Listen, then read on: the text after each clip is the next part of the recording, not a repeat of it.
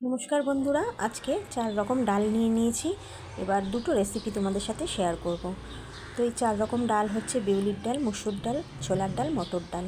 এবার মিক্সিতে দুটো লঙ্কা আর একটু আদা দিয়ে দুবার বেটে নিলাম। একটা হচ্ছে খুব মিহি করে বেটেছি আর একটা একটু দানা রেখেছি। যেটা দানা করেছি সেটা বড়া করব। আর যেটা মিহি করলাম তার মধ্যে দিয়ে দিলাম সামান্য পরিমাণ মিক্সির বাটিটা ধুয়ে জল, নুন, চিনি আর 1 চিমটে খাবার সোডা। এবার এইগুলো দিয়ে ভালো করে মিশিয়ে নিলাম। মেশানোর পরে দেখলাম ব্যাটারটা আর একটু গাঢ় হয়েছে, তাই সামান্য পরিমাণ জল দিয়ে দিলাম। জল দিয়ে এই যে এরকম থিকনেস হবে। এবার এটা 4-5 ঘন্টার জন্য রেখে দিলাম।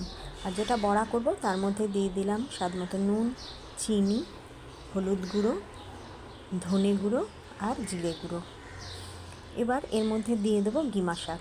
বন্ধুরা, তোমরা কে কে গিমা শাক খাও আমি জানি না, কিন্তু গিমা শাক খুব উপকারী শাক আর একটু তিতকুটে, কিন্তু এইভাবে ডাল দিয়ে বড়া করলে একদম তেতো লাগে না।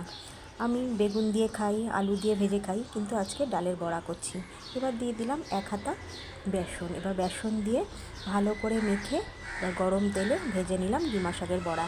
তোমরা একবার এইভাবে করো, একটুও তেতো